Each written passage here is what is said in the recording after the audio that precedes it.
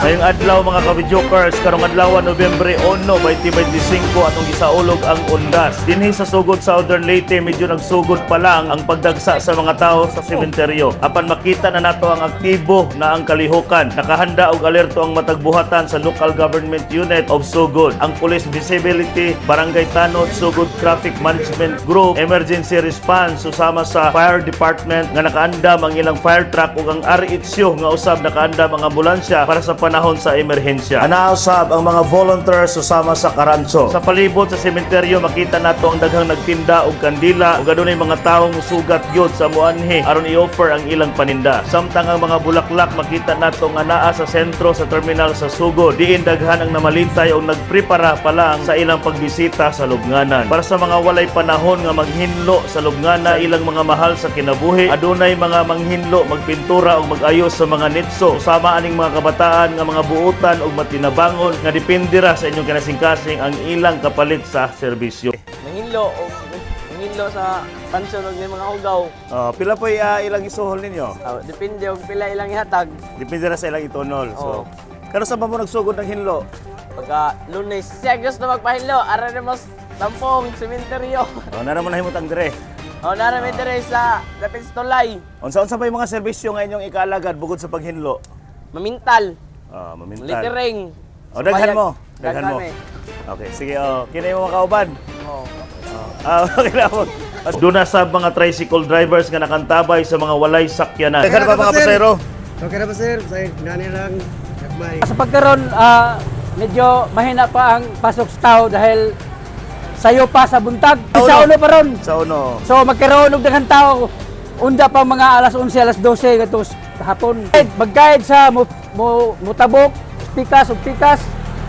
Mo-guide pud sa naay mga nagkabulbul ang traffic. So mo na imong trabaho diri sir. Inubanan sa among kuan diri kanang traffic enforcer. Peaceful ang among kuan. No problem. So unsa may mga gipagbawal so far diri sa atong kuan karon? Gibawal karon ang inom, magdala og concealing. Labi na sa katong mubuto nga illegal possession of firearms. etc. bla bla bla. Sige, mensahe nimo sa mga mungari karon. Mensahe nimo sa mga mungari diri sa Tampong. Daghang salamat sa mga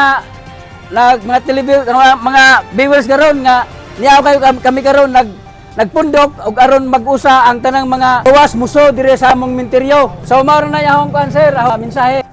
Anay, kumusta ang kalag-kalag karon All Saints Day? Masaya, sir. Kumusta ang mga Okay lang. namalit sa imong mga tinda? Minus og tikwa pa ron, sir. Kanang minus pa kanang palit kay init pa. Unsa siguro hapon, daghano siguro ni unja. Okay mo ba mo ipagsugod no? Okay, sir. Ma'am, gusto niyo kandila, nako, day buwak, tag 70 buwak, kandila, 5.20 kay 7.20 kay taglis ang buok. Palit na mo, sir, para makabit yung bugas. Okay, Yes, sir. sige, salamat. Sige. Nay palamig no? Nay mga palamig po baligya dire. Nasa nay palamig ko kandila ug palamig. So sa may inyong gitinda diha? Mangga. Nay mangga. Nasa nay gitinda mangga. Mga kandila. So di pa kayo daghan kayo no? Bago pa. Sa katibukan, makasiguro gyud ta nga andam ang tanan ubos sa pamuno og direktiba sa atong butihing mayor, Shepherd Tan, nga nakasiguro nga malinawon, hapsay og luwas ang pagsaulog sa undas karong tuiga. Gikan dinhi sa Tampong Cemetery, Sugod, Southern Leyte, malipayong og luwas nga undas sa atong tanan. GM Family Videokers reporting. Smile.